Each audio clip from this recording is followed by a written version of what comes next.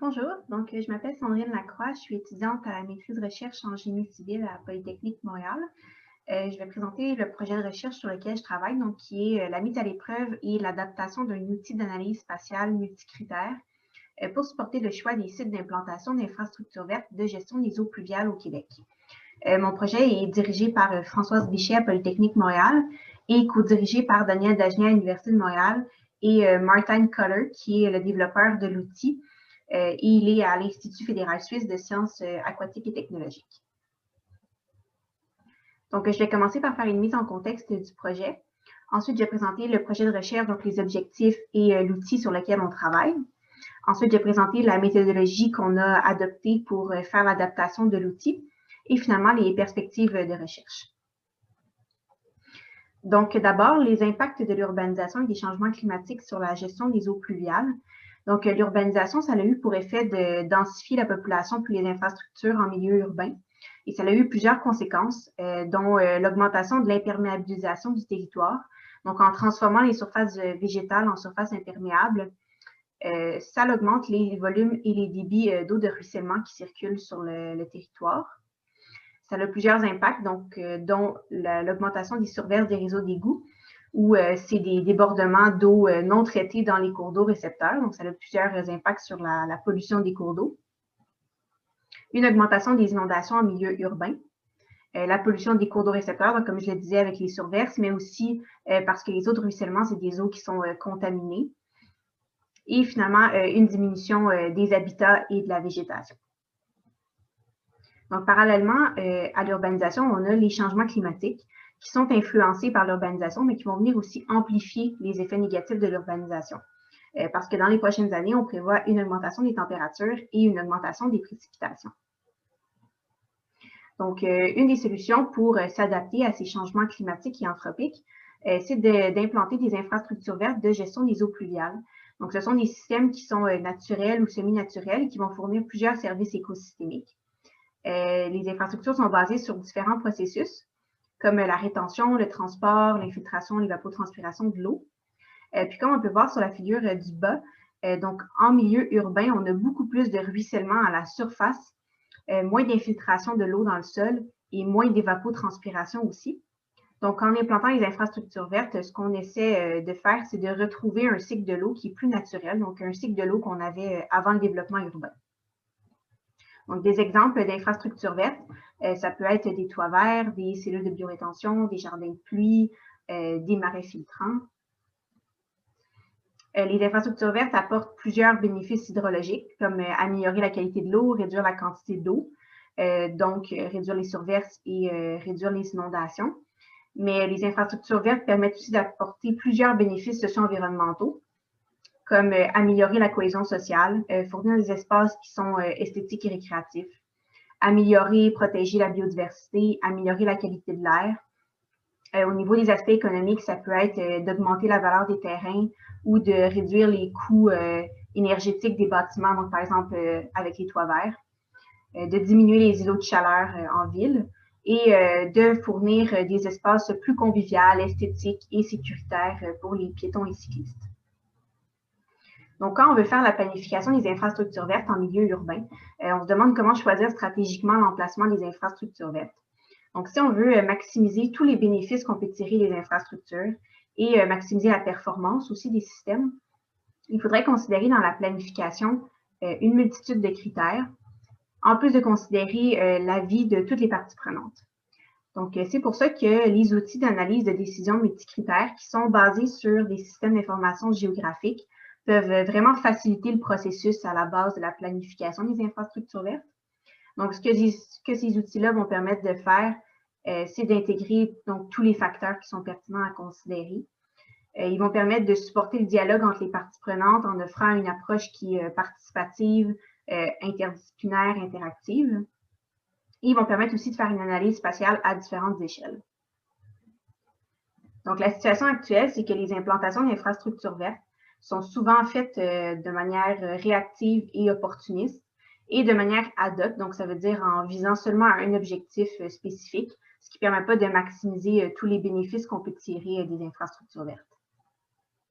Donc, il y a peu d'outils justement en ce moment qui vont intégrer à la fois les bénéfices secondaires, les priorités des utilisateurs et la variété de critères qui sont pertinents à considérer. Au Québec, pour le moment, on n'a pas d'outils qui soient assez complets et facilement accessibles pour supporter la planification des infrastructures vertes. Donc, le projet de recherche sur lequel je travaille, c'est de mettre à l'épreuve et adapter au contexte québécois un outil d'analyse spatiale multicritère existant pour faciliter la planification des infrastructures vertes. Donc, cet outil-là, c'est Santo, qui a été développé et testé à Melbourne, en Australie.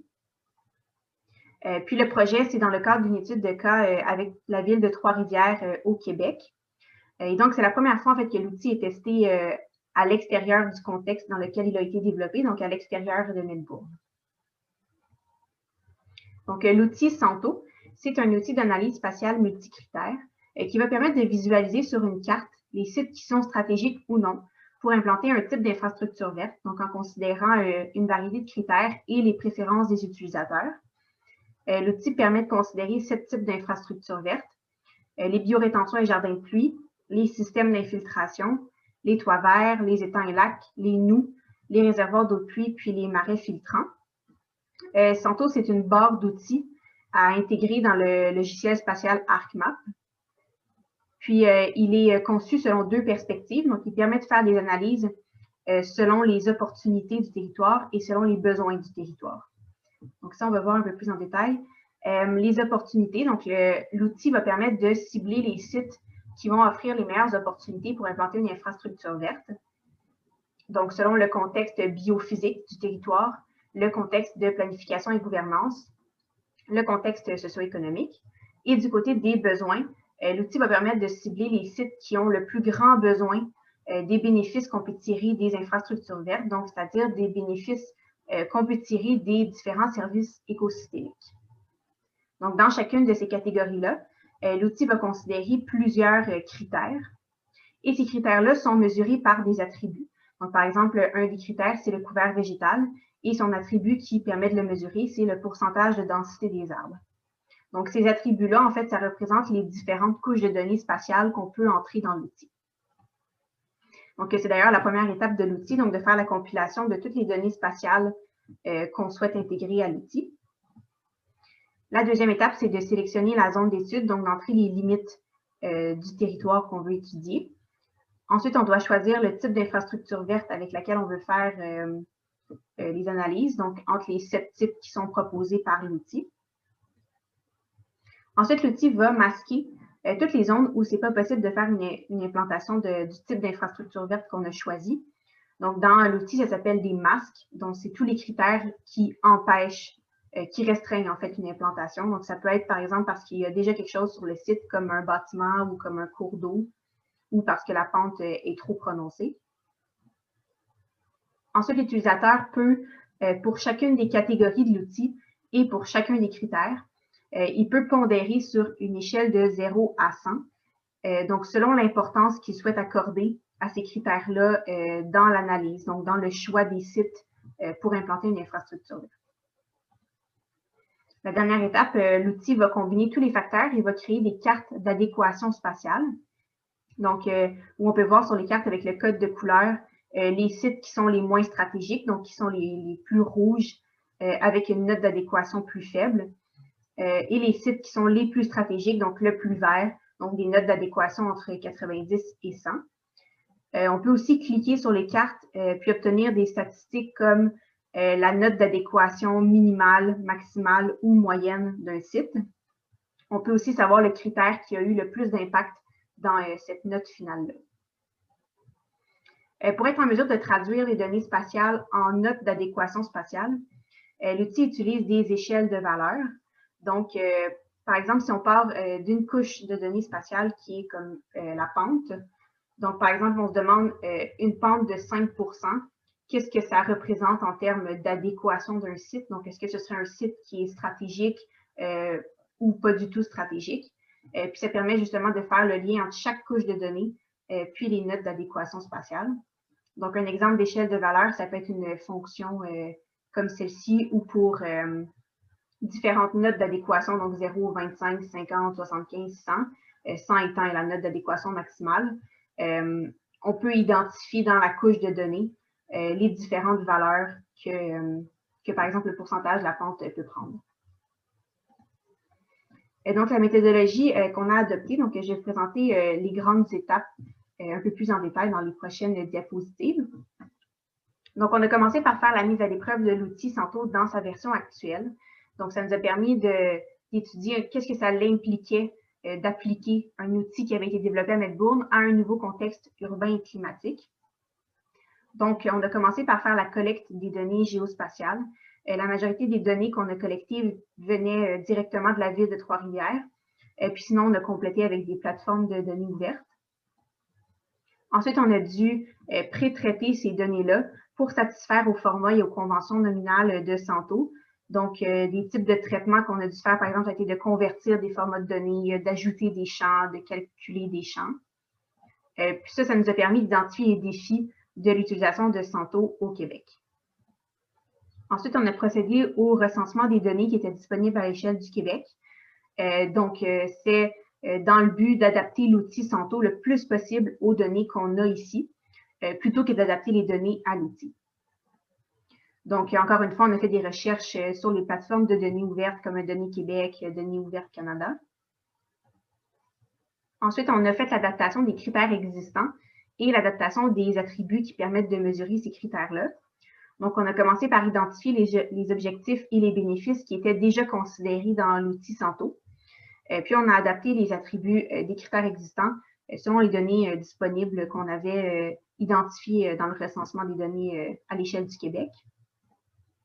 Donc, pour être en mesure d'identifier les objectifs qui étaient déjà considérés dans Santo, on a réalisé un exercice de réseau moyen fin, donc un Mean Network, qui est un exercice qui est souvent utilisé pour créer des hiérarchies d'objectifs. Puis, ça nous a permis aussi de voir justement quels critères étaient déjà considérés dans l'outil pour minimiser le chevauchement entre ces critères-là et pas dédoubler certains objectifs. Donc, ça nous a permis de développer des nouveaux critères. Donc, on a ciblé des nouveaux objectifs et proposé des critères pertinents pour le contexte québécois. On a aussi développé des attributs pour permettre de mesurer ces critères-là. Donc, ça nous a permis de faire une hiérarchie d'objectifs. Donc, ça ici, c'est la hiérarchie que je vous ai montrée au début, donc qui était la hiérarchie initiale de Santo, donc avec les catégories en haut et les différents critères en bas. Donc, nous, on a fait un réarrangement, puis on a trié les différents critères par objectifs principaux et par sous-objectifs. Ça nous a permis de développer des nouveaux objectifs. Pour le contexte du Québec, par exemple, on développe des critères liés au climat froid, donc par exemple au sel de déglaçage, à la neige usée. On a intégré des objectifs par rapport aux surverses, qui est une problématique ici au Québec. Un critère aussi sur la vulnérabilité des prises d'eau potable. Ensuite, on a aussi modifié plusieurs attributs qui mesuraient déjà des critères existants dans Santo, mais c'est ça, selon les données en fait qui étaient disponibles ici au Québec, on a adapté ces attributs-là. Ensuite, ça a été de faire l'adaptation des masques et des échelles de valeur dans l'outil. Donc, les masques qui sont les critères qui restreignent l'implantation d'infrastructures vertes et les échelles de valeur qui étaient ce qui permet de faire le lien entre les données spatiales et les notes d'adéquation spatiale. Donc, pour les masques, on s'est basé sur les guides québécois, comme le guide de gestion des eaux pluviales. Pour les échelles de valeur, on a consulté la littérature et on a consulté aussi des experts du domaine. Donc, ça nous a permis d'adapter les différents critères et le code de l'outil. Ensuite, on a fait un atelier de pondération avec des parties prenantes de la ville. Donc, on a développé un questionnaire pour obtenir le poids des différents critères dans l'outil. Donc, on s'est basé sur la méthode de pondération Swing, puis on a développé un questionnaire basé sur cette méthode de pondération-là.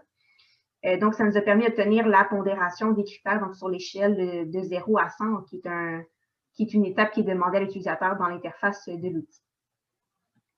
Donc, on est en train d'analyser ces résultats-là, mais c'est dans l'objectif de faire des simulations dans l'outil pour obtenir des résultats qui reflètent mieux les préférences et les priorités de parties prenantes d'une ville au Québec.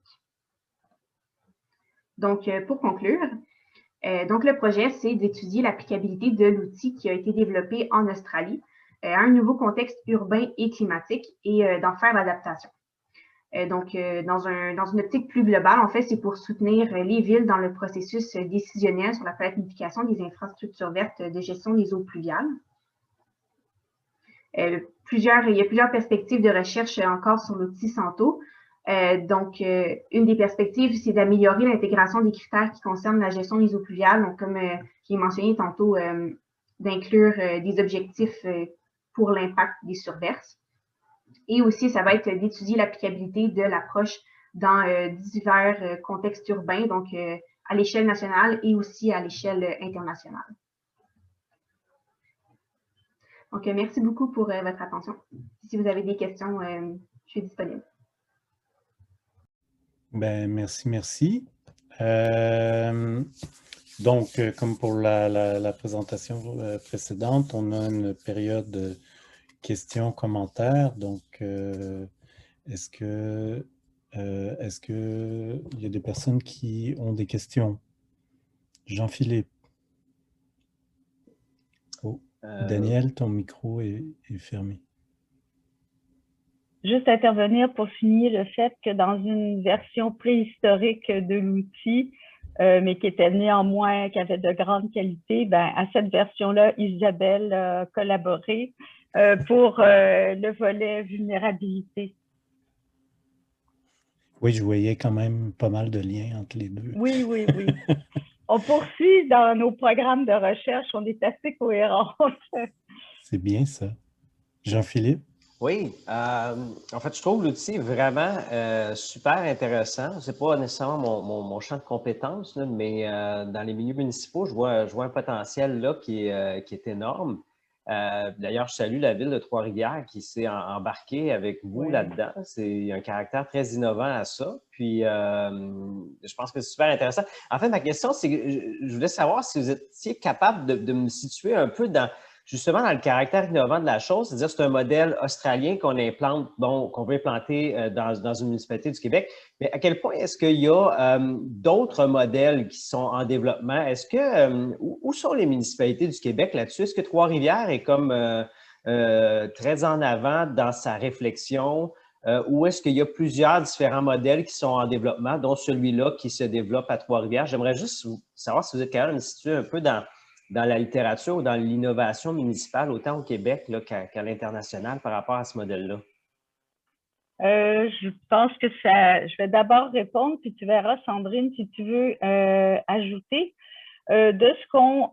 Bon, je ne suis pas nécessairement au courant de ce que toutes les municipalités font au Québec, mais si je peux vous comparer avec, par exemple, la ville de Montréal, j'ai été impliquée dans le projet Labo Climat avec Sophie Van Nest, où là, on suivait finalement une équipe de la ville de Montréal dans un gros projet urbain à la Chine-Est, où il y avait cette question d'implantation des infravertes pour gérer des eaux pluviales. Et puis, ce qu'on a constaté dans les différents ateliers puis dans les différentes discussions avec les acteurs, c'est que on est encore dans une gestion relativement en silo au sein des services de la ville, dans une implantation des infrastructures qui arrive après coup, et où on focus beaucoup sur la gestion de l'eau et on oublie par exemple les îlots de chaleur.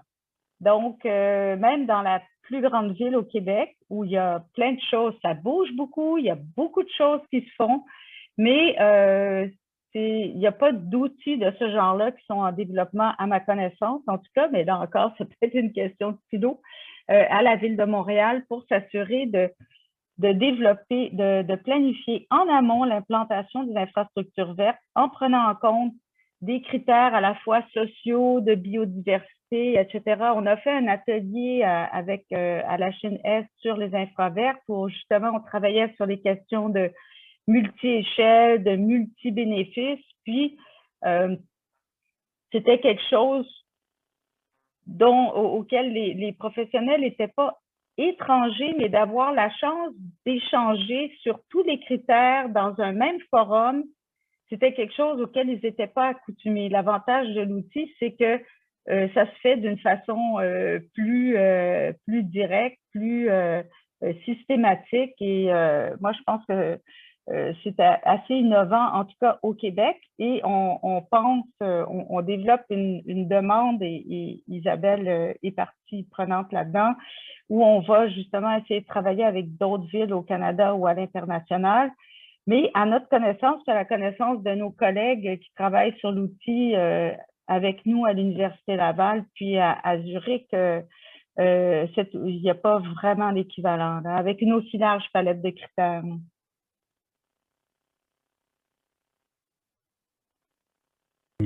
Merci. Est-ce qu'il y a d'autres questions ou commentaires?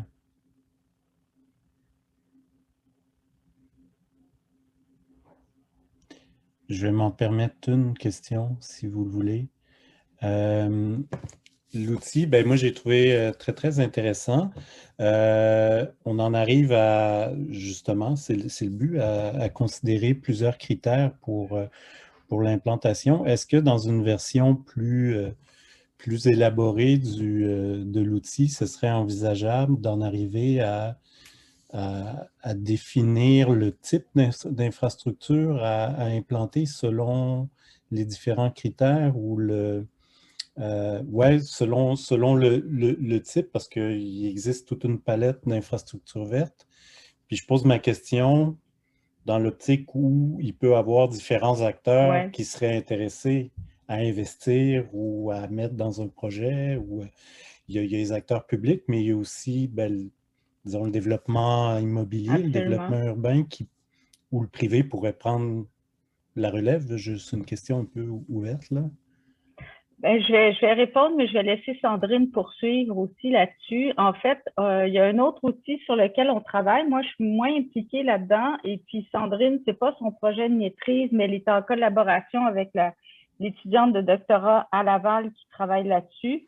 C'est Urban Beat, qui a aussi été développé à Melbourne et qui travaille plutôt à partir de, tu me corrigeras, Sandrine, c'est moins mon rayon, mais de simulation hydrologique, et qui là propose des infravertes en fonction d'objectifs spécifiques, d'objectifs hydrologiques. Et en fait, ce que nous, on voudrait faire, c'est en arriver à produire des cartes de Santo qu'on puisse, qui alimenteraient Urban Beat de façon à ce que en fait, les deux outils ont été développés en parallèle. C'est deux personnes qui étaient dans la même équipe et qui se connaissent. Mais il faut que les outils puissent dialoguer ensemble pour justement en arriver à ce que tu disais, Sébastien, d'aller jusqu'à proposer non seulement des emplacements pour un type d'infravert, mais aussi des infraverts pour un emplacement donné. Donc, avoir cette réciprocité-là. Est-ce que, Sandrine, toi qui es plus au courant des derniers développements peut-être dans ce que Morgane et Peter Bach font? Je pense que ça répond bien. C'est ça, comme cet outil-là permet, lui, de dire, en fait, l'infrastructure verte qui est la plus propice, puis à quelle échelle ce serait mieux de l'implanter, comme à l'échelle de la rue, du quartier, du bassin versant. OK, ben merci. Est-ce qu'il y a une ultime question ou un dernier commentaire? Non, ben on est à l'heure pile, on pourrait y aller avec la dernière présentation.